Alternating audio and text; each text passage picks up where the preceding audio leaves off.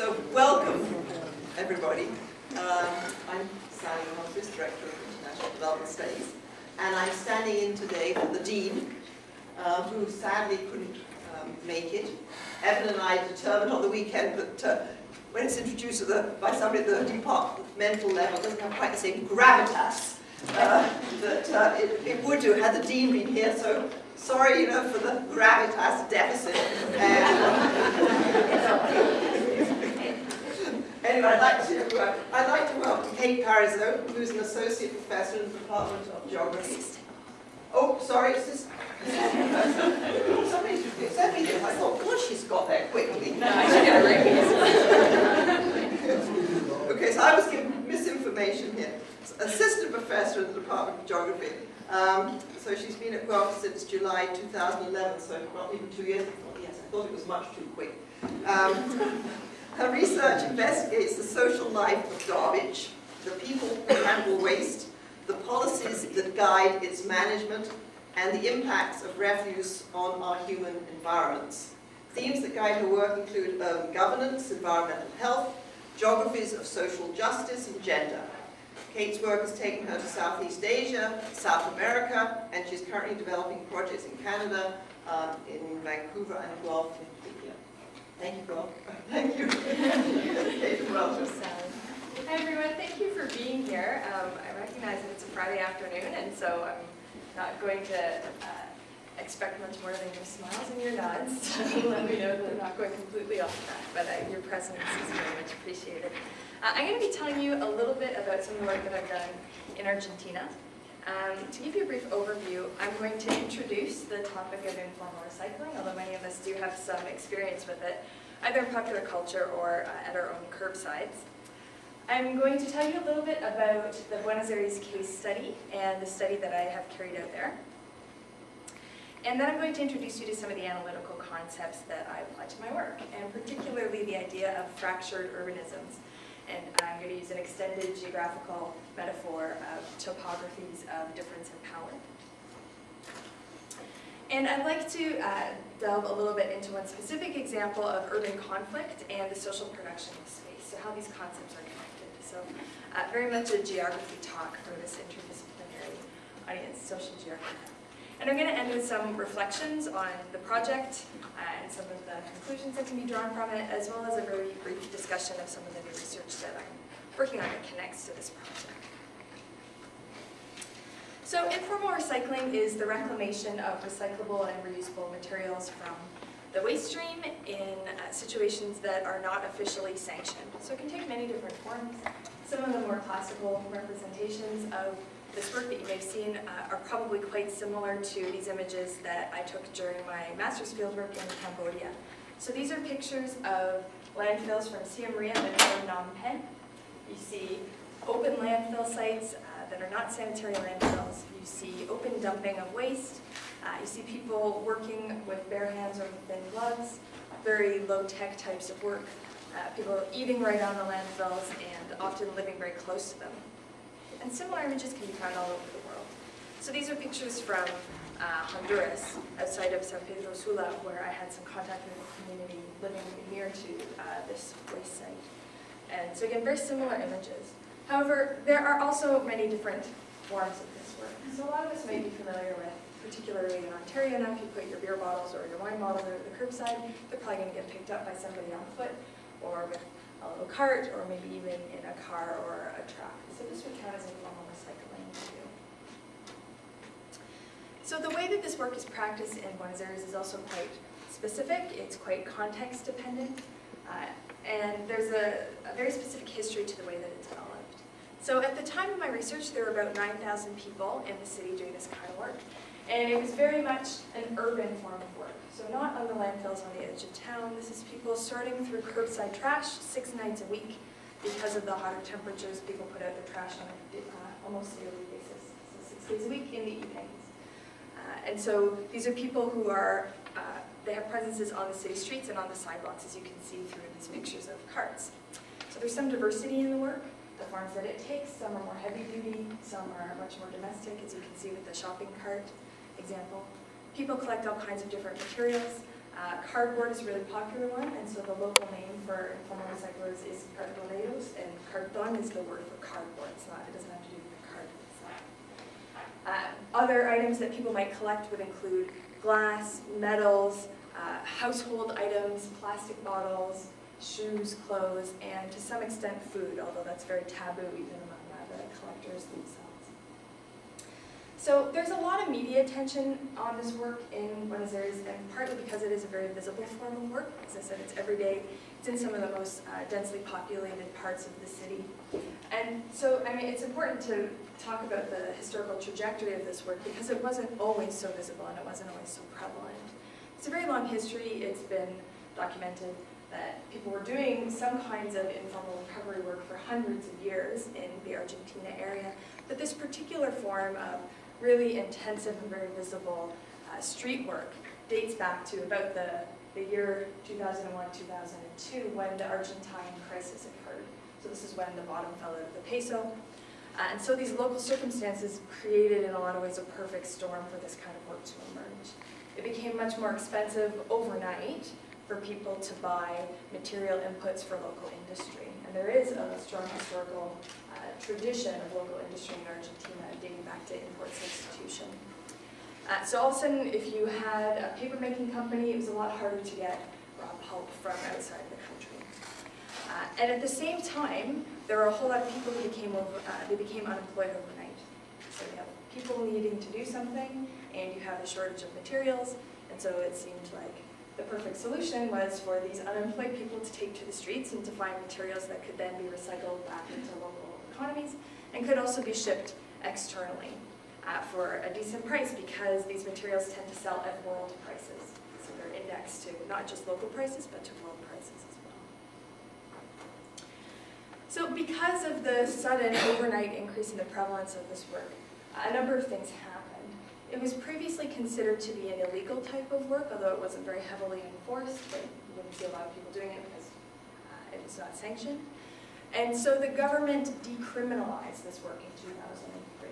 So it's still considered informal, it's still outside of the government regulations, for example, but it was no longer prosecutable for doing this kind of work. And at the same time, you see this shift in sensibilities for local people. So while it was previously seen as being an eyesore to have some people sorting through your trash and understood to be quite primitive, because of the constraints of the fiscal crash, you see a lot more sympathy. And this is evident in newspaper stories and even in people's own accounts of the change that happened over the past decade or so. So because there's a much more supportive climate, because people recognize that informal recyclers are trying to mediate their own poverty, they're not just trying to be difficult, they're trying to keep off the dole in a way, right? There's a very strong worker identity in Argentina. It's a very strong social, cultural context there. And so this was seen as a new form of the worker identity. So we see increasing government support for it. The municipal government even creates an institute to support the workers. You may hear me refer to the PRU, so that's the short form for it. And they offered a voluntary registry where people could sign up and say that they were officially informal recyclers, which is a strange little thing. And they would receive gloves from the municipality, they would receive reflective vests for when they're working at night. They even received vaccinations at times, so a very comprehensive health system in the country, and so because of the potential for tetanus and other communicable diseases, because of the increased contact with waste, we see this government support and extension of the health system.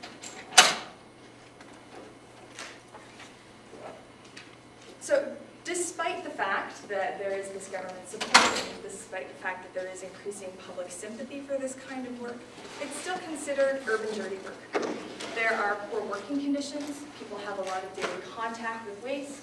The carts often, especially these really big ones, they would block the roads, they wouldn't even fit on the sidewalk. So there are often carts on the sidewalks and occupying the roads. So it's still problematic kind of work, and it's still looked down upon. And it's still very precarious type of work.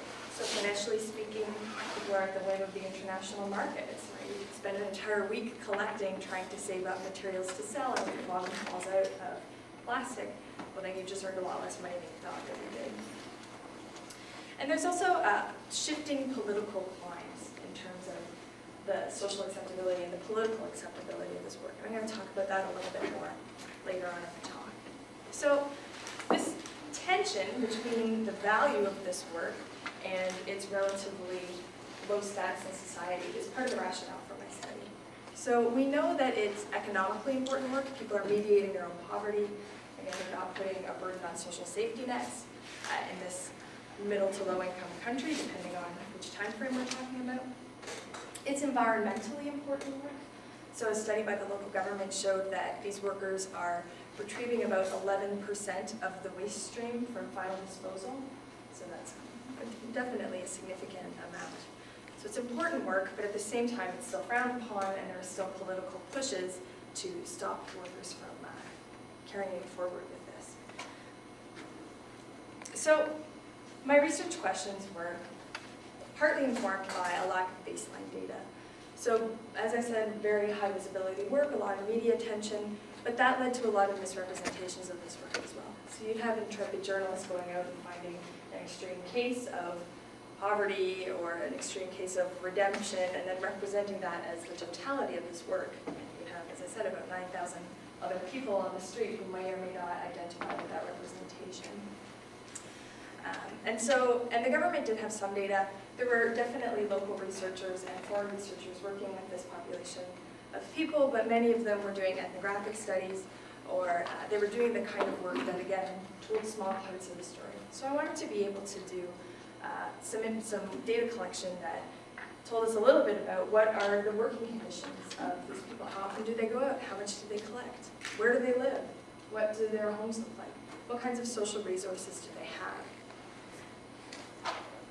And the reason that I was asking those questions was because I was planning on conducting an analysis of coping, recognition of the capacities that people have and also the vulnerabilities that they face.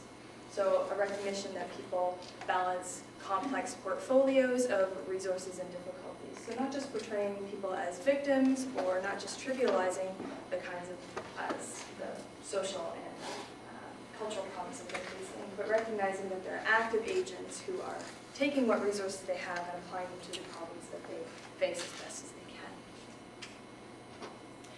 can. And I was also interested, especially as the study progressed, in studying the social dynamics that contribute to the uneven geographies of this work. So as I started to realize that this work is really predicated in urban inequality, I wanted to understand where that was coming from, why it was happening.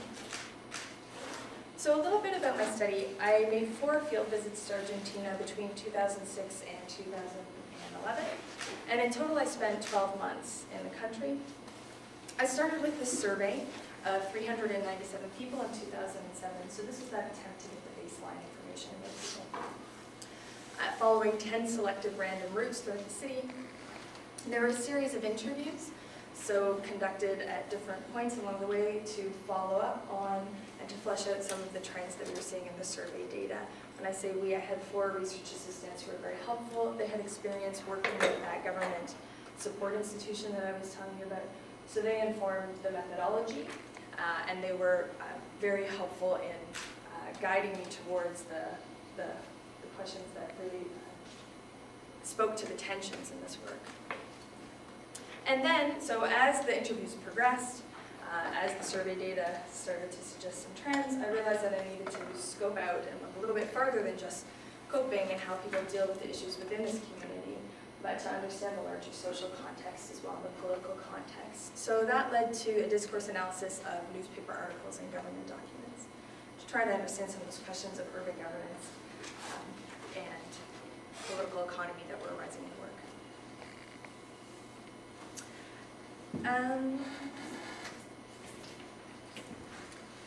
I think it's important, before I get into some of the details, to describe the particularly urban context of this work. And I think often when we talk about development projects, they're situated in rural contexts, and there are very different dynamics at play.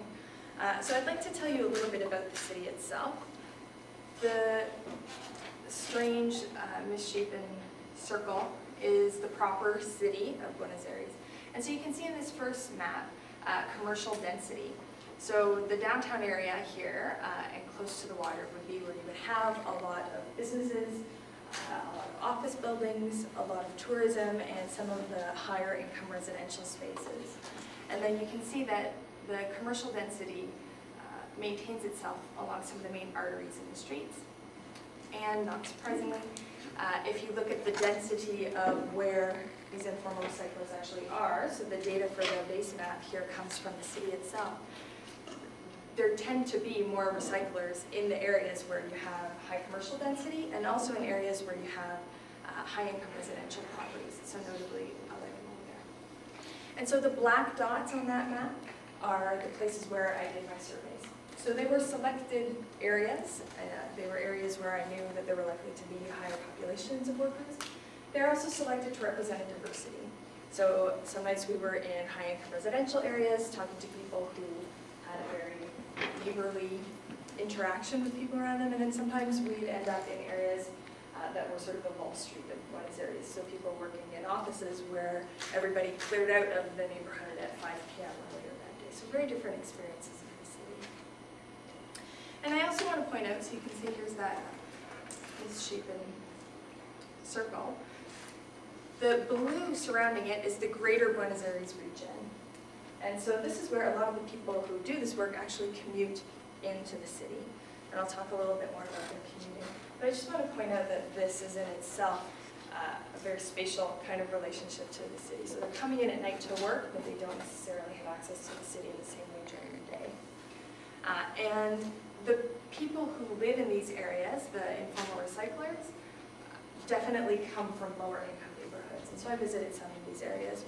However, the greater Buenos Aires area is very diverse as well. So there are a lot of middle income neighborhoods, for example, some gated communities that are more affluent. There's a real diversity then, although the people traveling in for this work come from the lower income areas of the provinces that surround VA.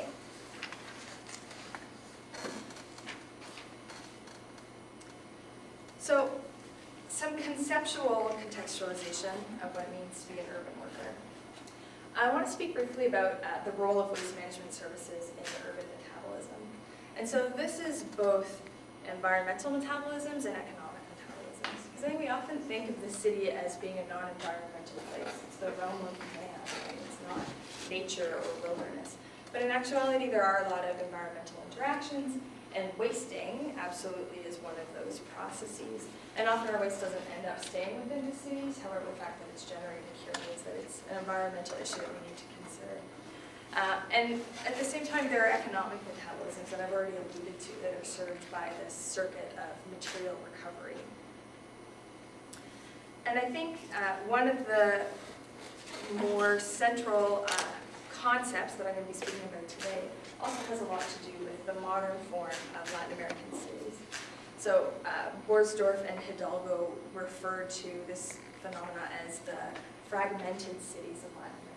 So this is where we're seeing increasing inequality, and we're seeing affluence and really low-income communities and people very close to one another. And so I'm going to describe this phenomenon in Buenos Aires particularly as fractured urbanisms. And I'm going to be describing a number of different fault lines where I see these fractures. So I'm going to talk a little bit about some of the physical and environmental fractures, the social fractures, and then also the symbolic fault lines in the city. So turning to physical access to city spaces, so hopefully the shape of this map looks familiar to you now. So here's the city, and there are my survey sites again in black. And this is the greater Buenos Aires region. And you can see that each community has been highlighted according to how many survey respondents said that they lived there. So the darker areas are places where more survey respondents lived. So a lot of them lived outside of the city, and some of them surprisingly far away from the city, some of these communities here, for example. So what this means then is that a lot of people have to commute to work one way or another.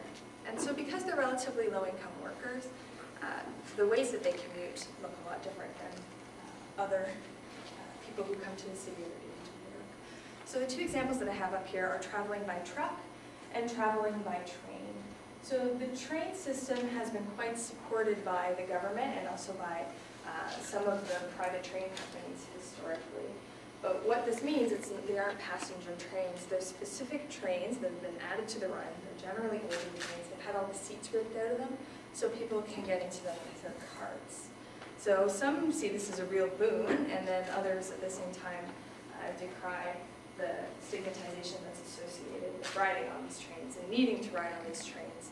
And some of them talk about being packed on like cattle, for example. And the trucks, so the train lines you can see on this map as well. So people who travel into the city by train would be located in areas that are convenient to these rail lines. And places that are not so convenient, people then don't have the option of a train, they would travel in by truck.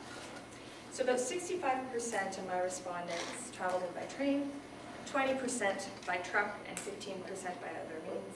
The median time that people spent traveling for a one-way trip was about an hour. So that's significant. That means that the median two-way travel would be 2 hours per day. And the cost was quite variable. So the train lines were subsidized, so they were much more affordable. But if you weren't near to those train lines, again, you had to rely on the truck. Some people were paying up to 20% of their daily wage in order to access the city. And so I think in a Canadian context, we think, well, a lot of people spend 15% of their income on transportation. It's not such a big deal. But I want to point out, this is just work-related transportation that we're talking about. People who still have other transportation costs on top of this. And also, in these situations, we're talking about people who have much less disposable income. So it's pretty substantial, and some people felt that it was even extortive, the amounts of money that they had to pay, because the truck drivers knew they didn't have any other option for getting to work. So a bit of an exploitative relationship. And also quite unsafe traveling conditions. So you can see these are all the carts piled up on the truck, and people would then climb on top of those carts to drive up to an hour, and sometimes even longer.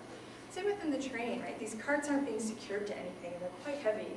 It's not uncommon for them to be up to 100 kilos. And so as the train starts and stops, they're moving along, and people report a lot of injuries by both train and truck. A lot of people have very horrific stories of seeing people fall off the top of these trucks while they're in high motion, or being crushed while on the truck as well. So the result of this particular fracture is that dangerous occupational hazard of the travel, and also differential access to the city. And when people do manage to get into the city, and sometimes again at quite high cost, it tends to mean that they have access to one particular part of the city. So for example, the people who would travel along this train line would get dropped off down here. And it would be very difficult for them to get anywhere else within the city, especially with a cart. And so something that I observed was at these 10 different sites, people were working in really distinctive ways. They had different norms about the kinds of carts that they use, kinds of relationships that they had with locals, even the amount of material that they would collect. There were local norms, and there was surprising homogeneity on these work practices within these clusters. And partly, I wonder if it's because people don't have access to other parts of the city where other similar workers are carrying out their practice in a different way. And it also means that there's a limited potential for people to organize. So you would see organization and sometimes activism within a certain community, so a different home sending community, but not across the city, not citywide. That would be much more rare.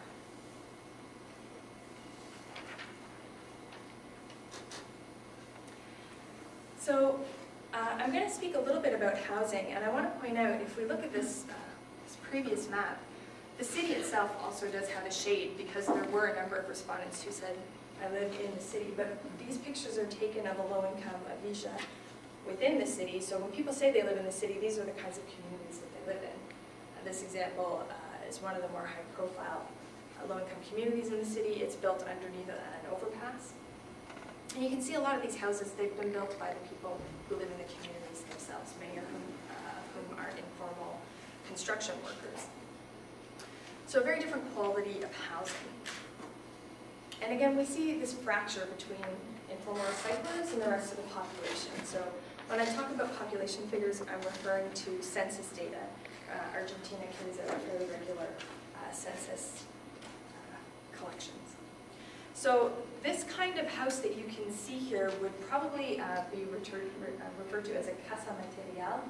And so this, and then there's an even lower grade that is mostly made out of wood, that would be a casilla. So those two grades of housing are considered lower quality housing for census purposes. So people living in this type of house amongst informal recyclers would be about 97%.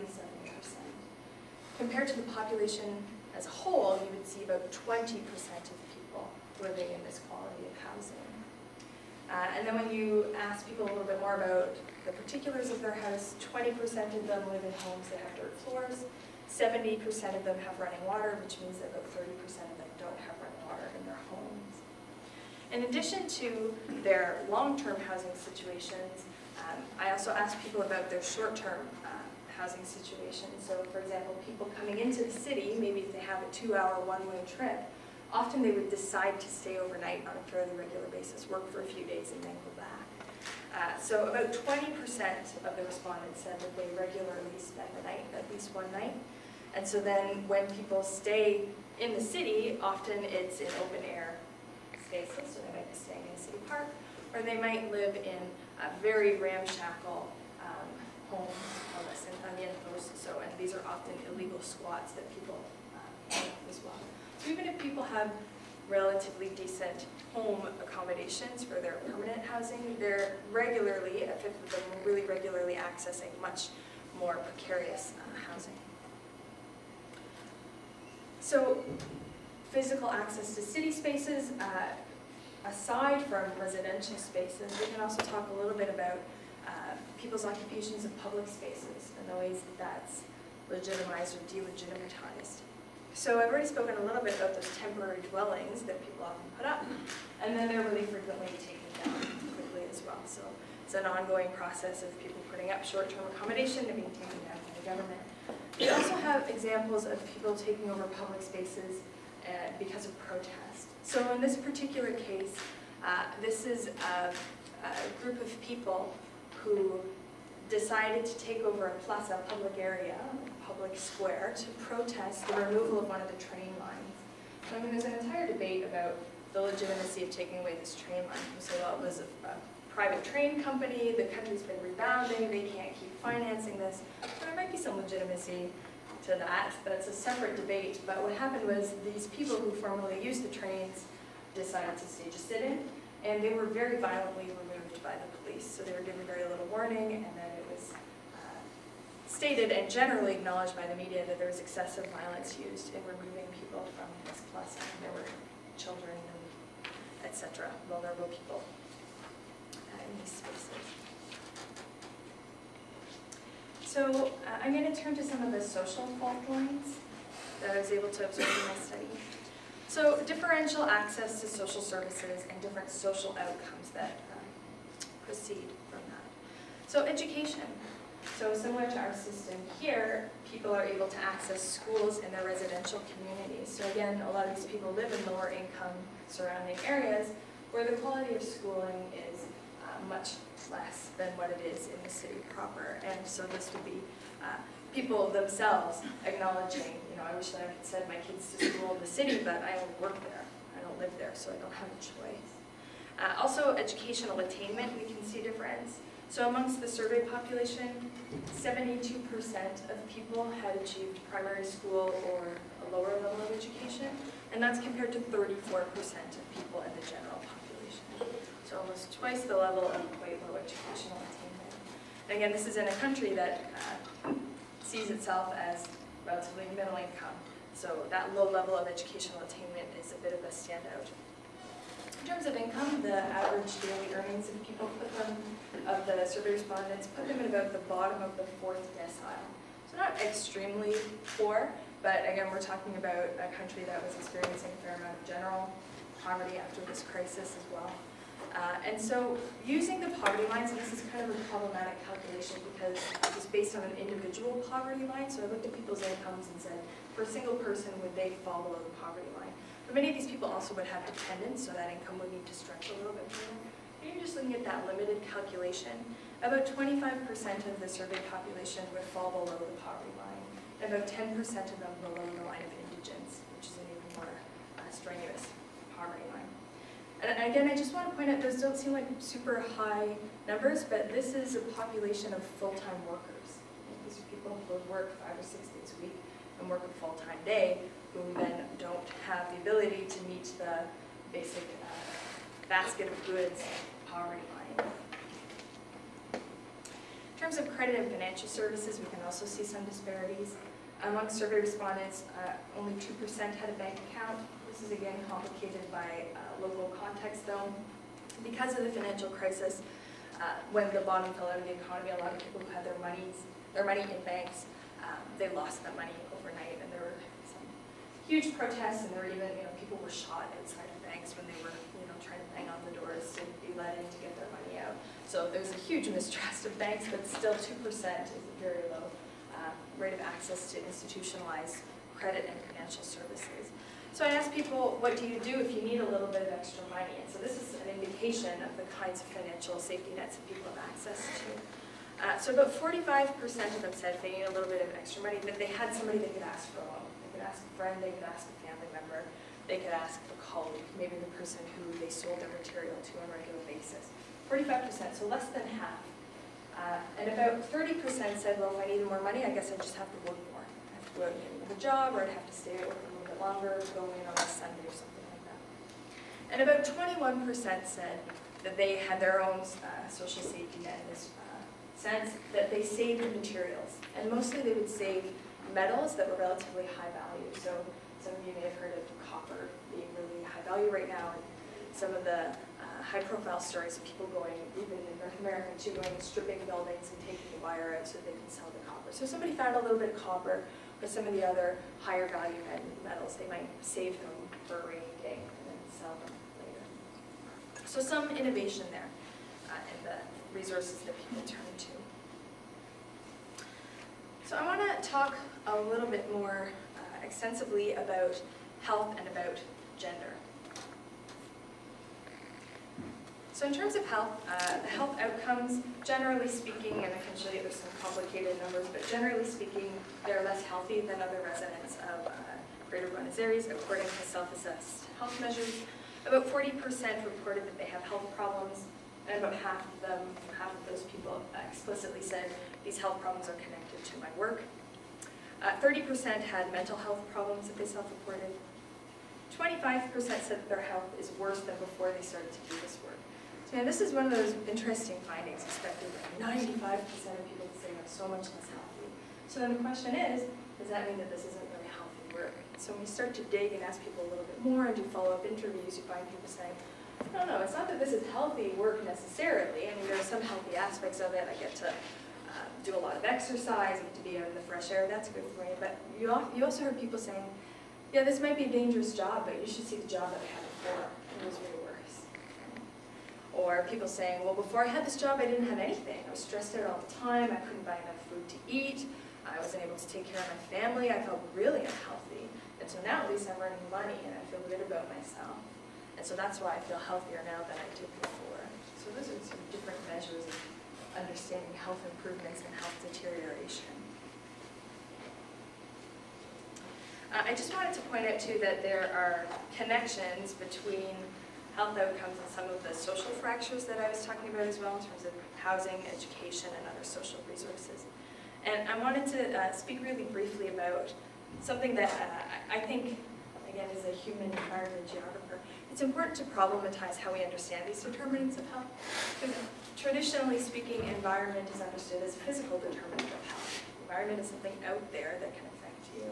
I think it's important to turn that around a little bit and say, well, in many cases, and often in urban environments, our environments are socially constructed. We created this topography of health hazards.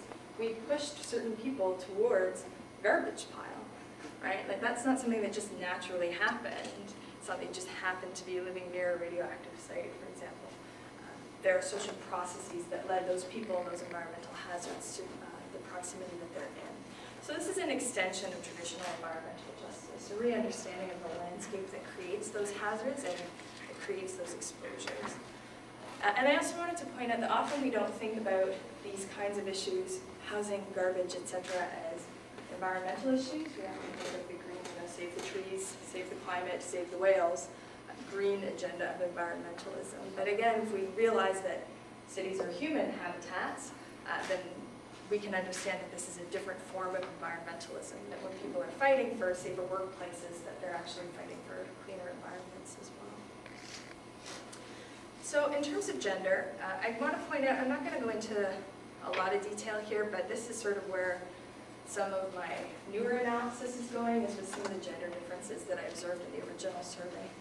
So there are differences in terms of livelihoods and resources. So men tend to make more money than women at this job. Men make up about 70% of the population of informal recyclers, and women are about 30%, so that's still substantial, and I think we're looking into. So men make more money, they collect different kinds of goods, and women are more likely to collect social assistance, and often that's because of their role as mothers, in addition to workers. Men and women have different labor strategies. So men tend to work longer hours and collect more material, which is probably part of why they make more money. They work in different spaces. Men tend to have a more extended knowledge of the city. They tend to walk farther and feel comfortable going into different spaces than women do. And there are real distinctions in the masculinity and femininity of different forms of work. So through some statistical analyses, you can see that men were more likely to use heavy-duty equipment like weightlifting belts. They were more likely to collect construction refuse for resale. Women were more likely to collect things like household goods, shoes that their kids could wear, maybe even food. So we're seeing some sort of cultural stereotypes emerging in the forms of work that people do. Men are also more likely, for example, to have altercations with the police, whereas women are more likely to register themselves with the government, so to be docile, noble subjects. And there's also a difference in unpaid work. So women were more likely to be working with children, so taking care of their kids while they're working, bringing the kids to the street with them. They're more likely to be responsible for medical care in their family, and notably of children and of elderly. And they're more likely to report that they do community work, so that they volunteer at the soup kitchen in their community, for example. So when I went back in 2011, I did a series of interviews to understand some of these gender constructions and differences. And so this is still ongoing analysis, but I'm interested in looking at the ways that gender myth-making, about what's masculinity and what's femininity, how that both constrains people in these kinds of contexts, but also how it's sort of twisted and manipulated to allow people to achieve their ends. So the classic and probably more accessible example doesn't come from informal recycling, but I'm sure many of you are familiar with the mothers of the Plaza de Mayo. So this would be the women, who many of them, most of them now are elderly women, who were protesting publicly against the disappearance of their children. So under the military dictatorship in Argentina in the late 70s and 80s, a lot of 30,000 people just disappeared. They were abducted, they were killed, most of them. And so women, whose traditional realm was in the home and not to be out in the streets, protesting, not getting involved in political things, they twisted that myth to say, my role is to take care of my family.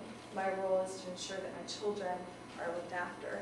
And so they went out and they wore kerchiefs over their heads to really make themselves hyper-feminine in a lot of ways, and to talk about their fertility and their maternal experience, and to use that to leverage political will, and to justify and legitimize their occupation of public space in the political sphere. And so, I mean, that's a very extreme example. There are much more subtle versions of that in this work as well. So women using their community work as a form of activism, to say, well, I'm the one who's in charge of the train and making sure people get on the train, and then that means that I get to liaise with the government as well, and to then use that as a conduit, that community work as a conduit for the work of the chain. So I'd like to talk about some of the symbolic fractures as well. So it's important to note that people have differential access to political processes, especially because many of these people who work in the downtown areas don't live there. They can't vote in elections for the person who is ostensibly the mayor of Buenos Aires. And so the person who is now the mayor, and who became the mayor halfway through my survey, it's kind of an interesting thing to be talking to people about, he really changed the political climate around this issue. So he had run for mayor in 2003, shortly after the crisis. He's a very successful businessman. His family had interests in some of the waste management collection companies, the concessionaires, the private concessionaires in the city. And so he famously made this statement in 2003 when sympathy for informal recyclers was at an all-time high.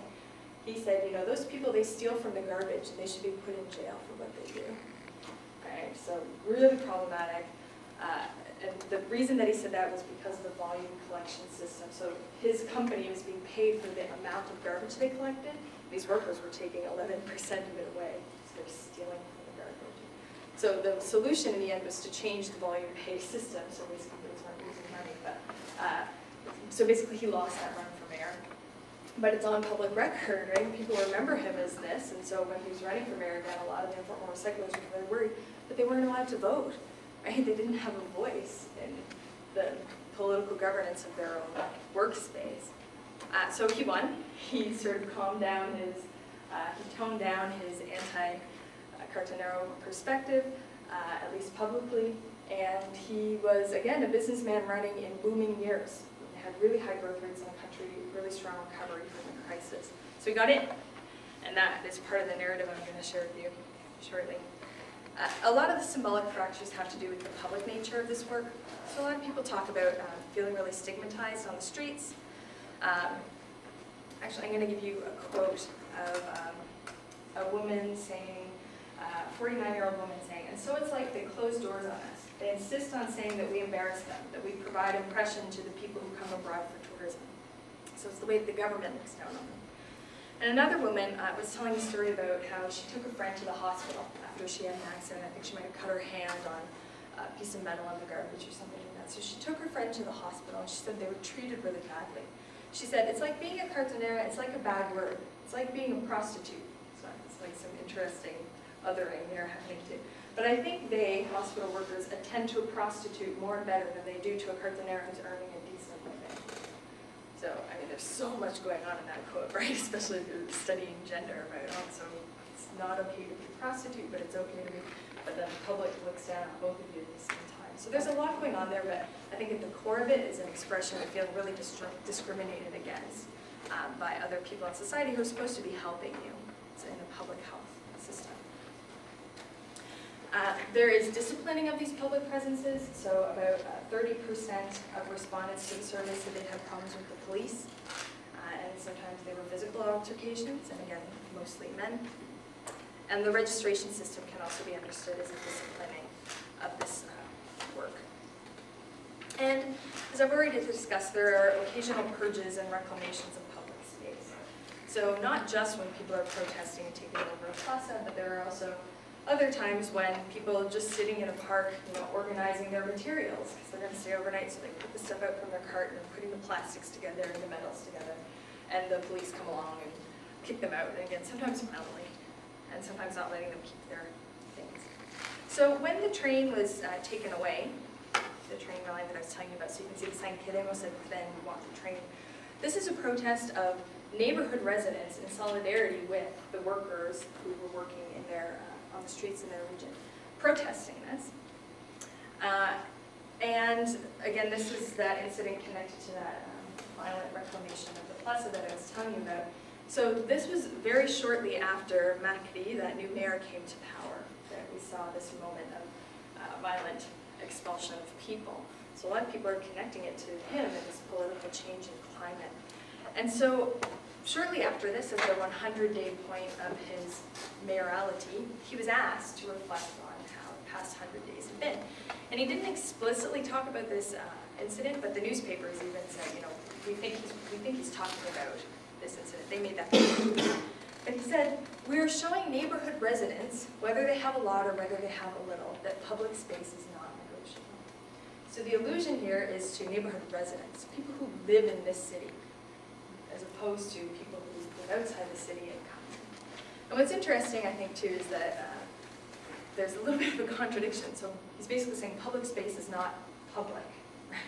It's not negotiable. We decide. We get to decide what it's all about, what it means. So I posit that this particular political moment represents creation of a system of values around public space and its rightful occupants. What is this space for? Who gets to use it? Right? And it's very hierarchical. And I think it's connected to a lot of different interests at once. It's not just political. It's a political institution that's very much looking out for the interests of business and very much looking towards international reputation and tourism. So this was Macri's campaign slogan, Va estar bueno Buenos Aires. You can see sort of the play on words, but it says it's going to be good Buenos Aires. So it's sort of a sense of progress and movement and modernization. And so the result is this rhetorical and physical regime of space and its uses, so which sometimes means physical disciplining of space. And so there's a crackdown not just on informal recyclers, but also on dog walkers, also on prostitutes, also on people who put those little sandwich boards out on the sidewalks. It's just this huge crackdown across the board within a few months on all these non-negotiable uses of public space. So the context for this is, I think, the image of the city itself. So these are all pictures taken from the government's website. And I would argue that they are very much oriented towards foreign investors and tourists, paints an image of a modern and cultured city based in its physical infrastructure. So it's not as much about the people there, it's about the physical form of the culture. So it's made quite precious in these images. It's clean and orderly. So these images predate Macri, but they, I think, are definitely the kind of city that he's putting forward. So this is in a context of a country, and particularly a city that wants to see itself as more European than Latin American. There is a lot of cognitive dissonance when the economy failed, because a lot of people said, well, geez, you know, we're not Peru, we're not Bolivia, we're Argentina. So a lot of reckoning had to be done when those economic difficulties came along. And so when Macri came in, and I argue very much in support of this image of the modern, beautiful city, he undertook a series of revitalization efforts. And many of them, it was argued by local observers, were not really necessary. So he'd be fixing the sidewalk in a high-income area, and people were like, there's something wrong with that sidewalk, there's a crack in it, maybe, but it didn't need to be redone. You should go down to this other community in the city. Geez, they don't even have sidewalks. No, they were generally focused in higher-income areas. We see a huge increase in spending. So the Ministry of Public Space was, I think this was in the year 2008, was given $300 million US in planned spending. So that's 18% of the total budget of the city. So that's more spending that then was put together toward education, health, culture, or legislature. So more money towards fixing sidewalks than towards the running of the city government itself. And there's a lot of branding happening here. So Macri changed the colors of the city. Used to be more of an orange. I think this is pretty common in local politics. But these colors that he chose, actually I'm not going to talk about this, it's a park made out of Tetra Pak. So he said, look, we're environmental, we're reusing Tetra Paks, which is sort of a notoriously non-recyclable material. It was very much to the exclusion of waste recyclers. They weren't allowed to participate. It was in a very high-profile public space. So we could say, look, garbage in a park, we're totally okay with it, as long as it looks like, you know, beautiful artistic trees. But, sorry, the branding, so Macri, not only was he a garbage magnate, he was also, part of why he was famous and part of why he was so popular was that he was the president of the most popular football soccer club in all of Argentina. So I think that's a big part of why he got voted in. He had that public appeal. And you might notice an interesting parallel between the colors of that jersey and the colors of the signage that went up overnight around town. So a really very active attempt to brand the city, right? To create an image. This is a very media-savvy and advertising-savvy mayor. So it needs to be said. And this is an Argentine, very classic Argentine gesture. So it's part of this picture. Oh, it's like, take note, please look, please notice, right? And so it's kind of what I'm trying to say here. And so we can see this rhetoric continuing in some of the explicit commentary of city representatives. So the Ministry of Environment and Public Space says this. The urban reclamation works are sustainable over time and modernize the city, preserving its architectural heritage. The objective of this program is that areas of intervention become accessible places where neighbors want to be to enjoy their use. So again, a very residential, leisure-oriented use of public space, as opposed to meeting spaces or economic use or environmental work. It's very much about leisure consumptive recreation. So in the face of this, we see, this is a rebranding of the rebranding. So I kind of like that picture because again, there was this rash of police expulsions and violence against a number of different people. So that's a Macri campaign poster that's been repurposed.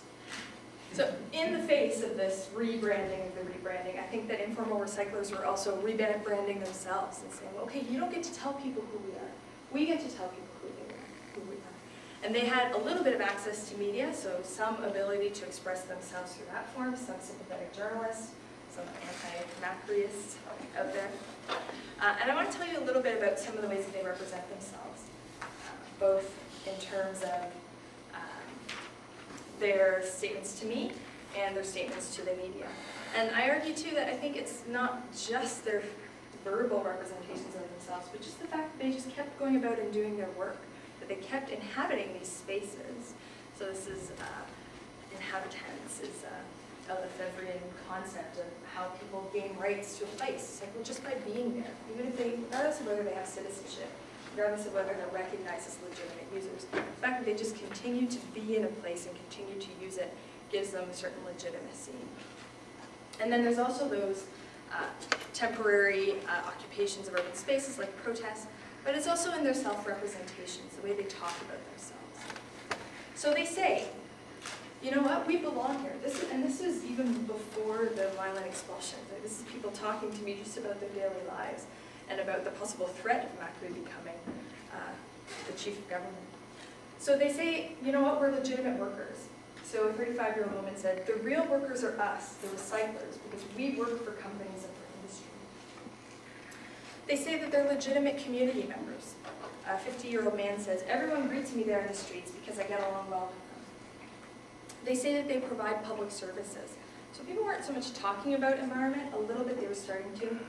But again, that's a media savviness that you can see. But there was a cachet with especially foreign researchers to talk about greening their work. But the ways that people would express their public services, a 49-year-old woman said, yes, the work that we do benefits the city. And it also benefits the neighbors because they feel safe when there's a cart at the door or up on the corner. So sort of this eyes on the street, we're a public persona, we're here every night. So you often hear people say, you know, they accuse us of being thieves, but my goodness, we stop the thieves. We're here every night, we know who belongs here and who doesn't. So sort of a community neighborhood watch function. So these are statements of belonging, involvement, and interdependence. It's not all about confrontation. It's not all about he said, we said. It's also about, well, we're part of this community, so we're going to continue doing this work.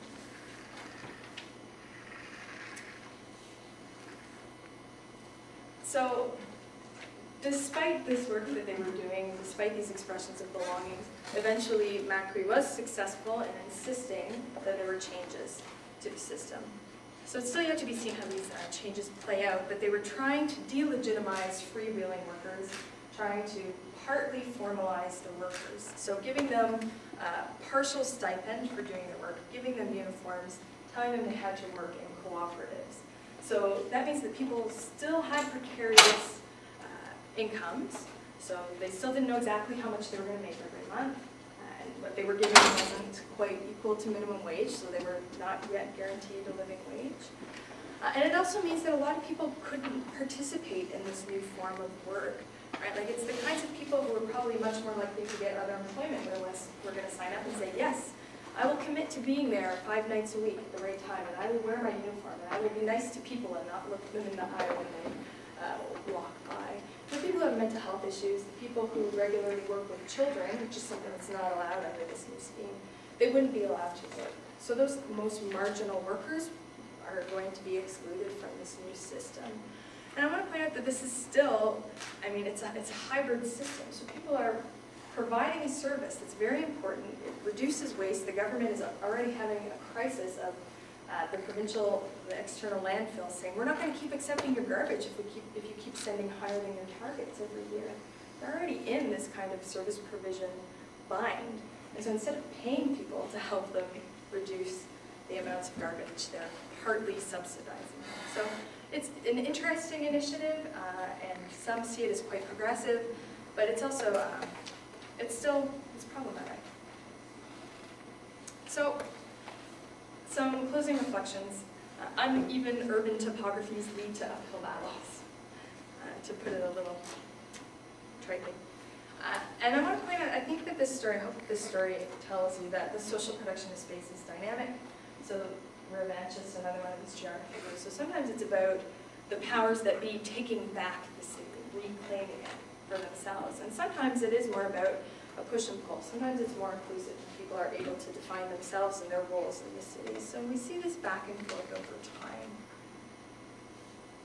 And I also hope that something that you learned from this, that you're taking away from this, is that informal recyclers are active agents in their own life. So they're not poor victims who subsist on the scraps of society. These people are defining themselves, they're political agents, they believe that they're workers and that they have a right to exist and to carry on doing what they're doing. I think it's important for us to engage with these kinds of subjects on that even playing field. They provide valuable environmental services, and according to their own representations, valuable social services as well. So while it's important to talk about the redeeming characteristics of their work, we don't want to over-romanticize it, and I think it's important to conclude by saying that the existence of this work is predicated on urban inequality. So it's not ideal to have people sorting through the trash to make a living. It's problematic. The very fact that people have to do this for a living, that they can do this, means that there's an entire other class of society that is throwing away items that have value enough to allow another person to subsist entirely off of it. So that to me suggests some serious urban inequality and social inequality in this context. So the stuff that I'm working on now, the project that I'm developing, asks a lot of these same questions in a Canadian context, particularly in Vancouver informal recycling. So we have, again, high rates of poverty and social exclusion, some similar issues around mental health and addiction. And so these pictures were taken from the Seattle Times around the timing of the Olympics. So again, this city building, city branding moment when there were some attempts to sometimes cajole and sometimes force informal recyclers off the street. So right now there's a very progressive municipal government in place, but there's still a lot of push and pull about what's considered a legitimate public space. There was an era under the previous mayor where dumpsters downtown all had to be locked so that people weren't allowed to go through them. So a lot of these same issues of understanding the urban inequality, understanding social marginality, understanding how environmental and social services circulate in the city and how urban governance works. And my master's student Josie is going to be looking at some of the health issues in Vancouver as well. So I don't want to leave you with this picture of newspaper representations of these workers. Similar to the agency issue that I was talking about, I want to leave you with this picture of a really great film that you can watch on the National Film Board site called Cards of Darkness. And so it's a documentary that talks about these workers in North Vancouver and particularly about this new sport that they developed that's very dangerous and problematic, but interesting, where they race carts down the hills because these are, I mean, they're foothills to mountains, right? So they're quite steep. And so it's dangerous and it's exciting, and it's a way to actually get to know some of the people who do this work and some of the complexity of their lives, rather than just seeing them as downtown, stuff scrubbing all over the ground. So thank you for your attention.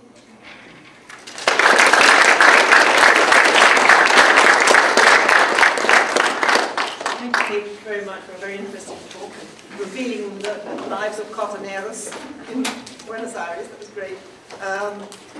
Questions? Please, Paul, about Kate's research. Steve, do you have any recommendations? You have a lot of information. What would you suggest to municipalities in terms of moving forward Yeah, I mean, I think there are two separate issues here. One is how do you provide the environmental service, and I think there are lots of ways to do that. You recognize that it's occupationally hazardous work, and you pay people really well to do it because it provides an important service to the community.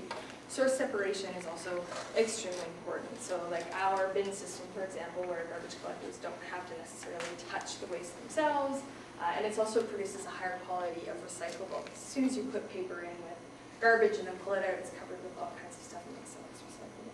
So that's the environmental side of it. But I think what I'm also hoping to show is that it's not just about recycling service provision. We know how to do that well. We know that there are sufficient resources, especially considering the economic chain involved, for that kind of equitable system in Argentina. But it's also about that bigger question of social inequality, talking about some of the social, cultural, economic forces that lead to it and that perpetuate it. We're seeing increasing inequality gaps in places like Latin America and all over the world too. So those are bigger issues that we need to talk about, because those are the kinds of situations that create trenchant marginality and create a lot of the situations for people who are never going to fit into legitimate job situation. I was just wondering about the sort of the other half of their job, right? Selling these things that they collect. Because you talked about the social, political, and environmental landscapes of them collecting and going to work that way. But what is it like? What is the political and economic and environmental landscape of selling these things? Yeah, and so, I mean, there's a whole PhD thesis on this kind of stuff, if you want to know some of the more logistic questions. But briefly, so people do sell, and there have been studies in other parts of the world that suggest that that is very exploitative, that it's the middlemen who are really scamming people and not letting them reap the benefits of their rewards. In Argentina, that doesn't seem to be the case as much, and it's really hard to get the data around it, but talking to people who work in the industry and talking to cartoneros themselves, there's not this impression that the middlemen are taking a whole lot of money off of them, and partly because it is a free market enterprise, so there are multiple depots. And so I asked people, most of them, and men especially, would have multiple places where they would go. They would go check prices at a couple different places. They would sell their plastic one place because they got a better price and their paper somewhere else. So there were definitely options for people. And then there are definitely some issues too about regulating the selling from a city perspective. So this move to the formalization system is also problematic and contentious because it was going to reduce the number of legitimate buyers. So they weren't going to regulate the buying system or offer a set price. This is another recommendation, would be to offer a set price, to say, you know what, this is the price of paper isn't going to fluctuate with the world market. We're going to offer you 25 cents a kilo today and every day, and you can count on it. So in a way, reducing the number of buyers gives them a little bit more of a chokehold and an ability to say, no, the price is 12 cents today, that's how it is, and the three other guys agreed. So you're not going to get 12 cents. So there is a geography of that. Some people sell downtown, some people would carry their materials back to sell it further outside of town where there's more space. There's a big process for preparing the materials, etc. But I think that that's still quite political too. Thanks. Yeah, the culture is extremely important in how the garbage collectors are viewed and how much they earn. In Vietnam, for example, and I guess it goes back to what you said, it really reflects the inequalities in the urban or the city. But in Vietnam, there are actually villages specializing, you see? So you have a craft village specializing in plastic, the others specializing in bottle and glass, and in, so that is viewed as a normal. You see men and women, you know, they don't have to be taken advantage of because they take their wares directly to the village. Mm-hmm. In the Philippines, of course, it's different. And in India, it's worse. But in the Philippines, you know, they bought all these trucks from Japan, and then they have to actually make sure that the garbage is there. So you preclude all of the garbage pickers. And the garbage pickers now live off the landfill. There's about 20,000 living off smoking on it. And in India, it's totally different because it's the untouchables and the, you know, the non. So it's, I mean, the culture makes such a big difference. Sure.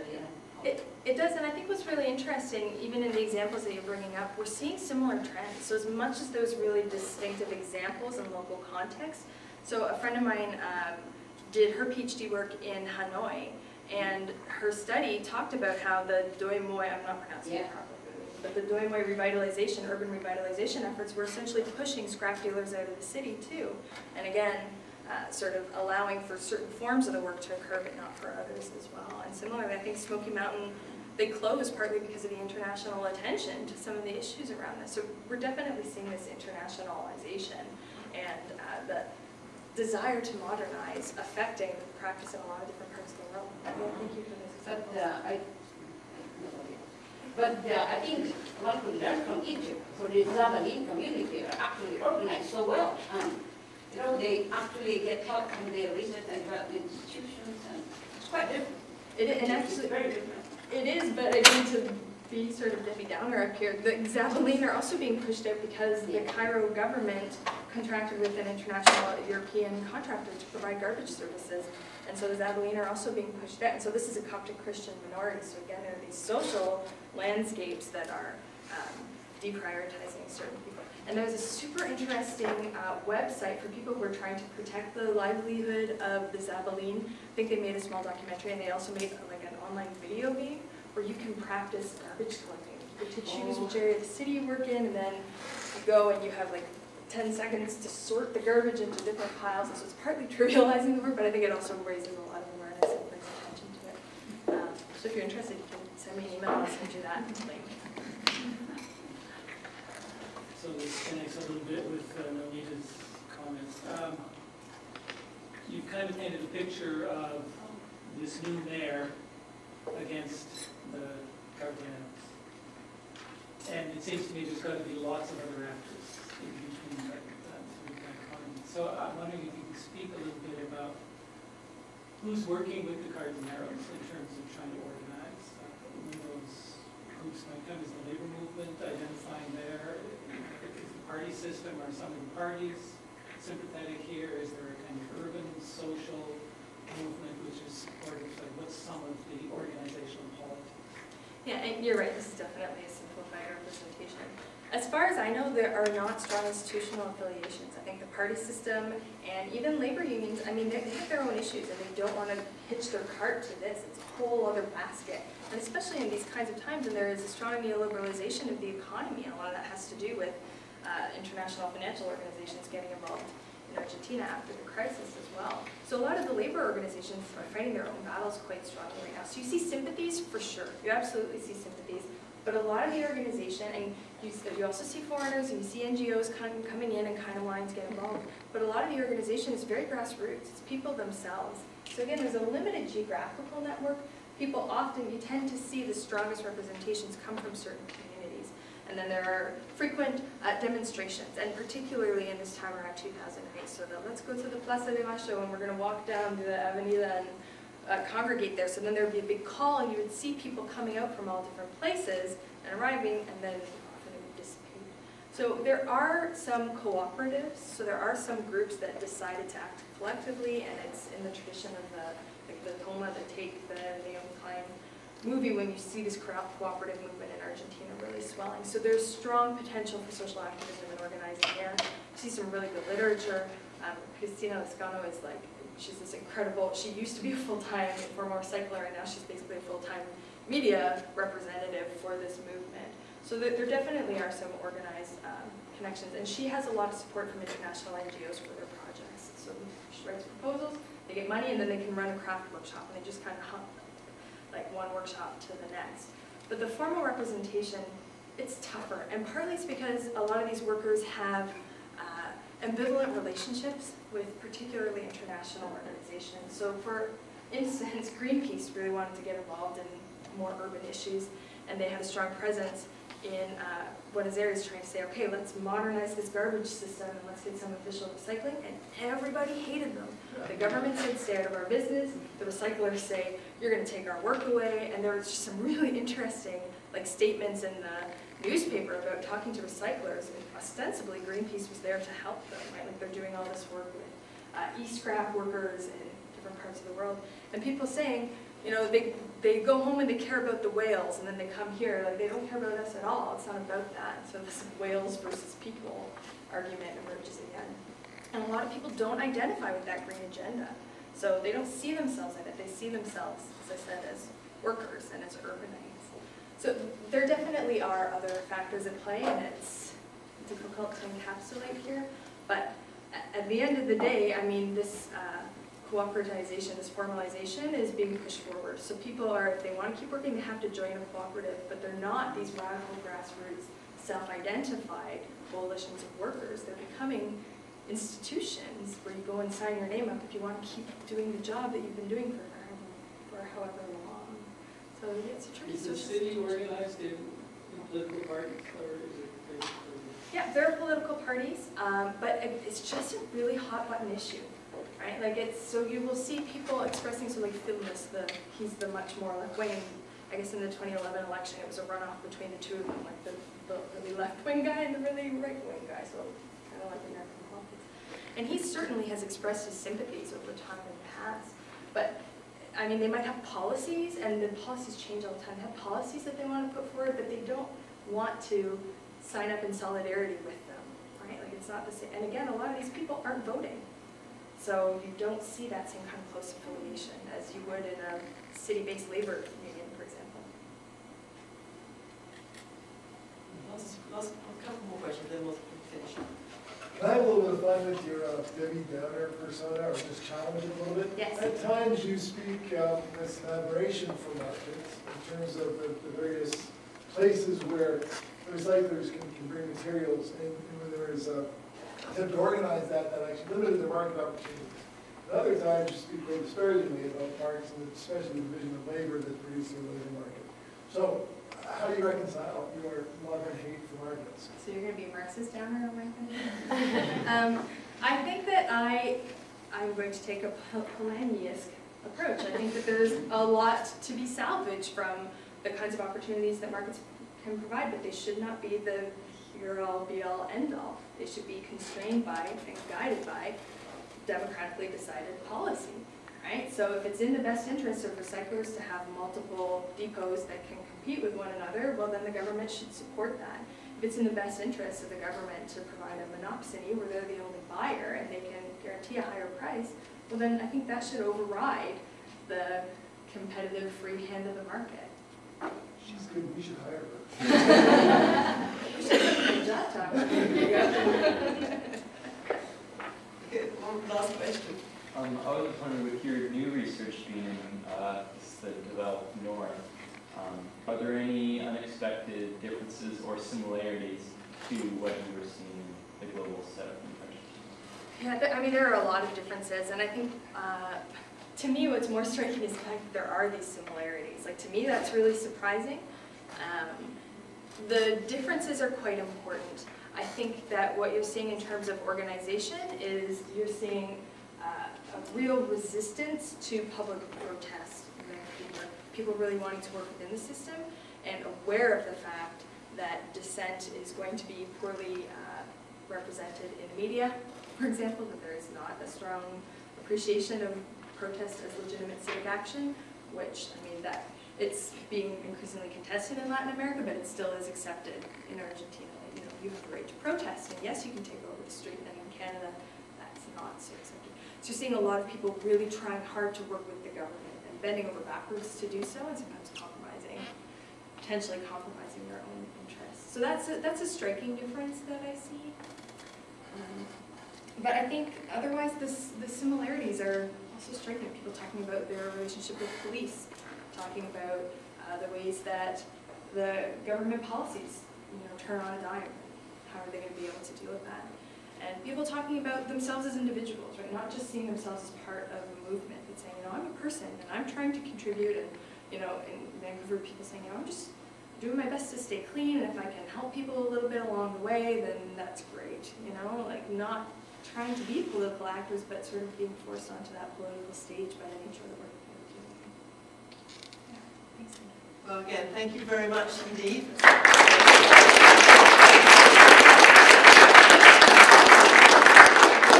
And we have food here, so please stay and chat and consume.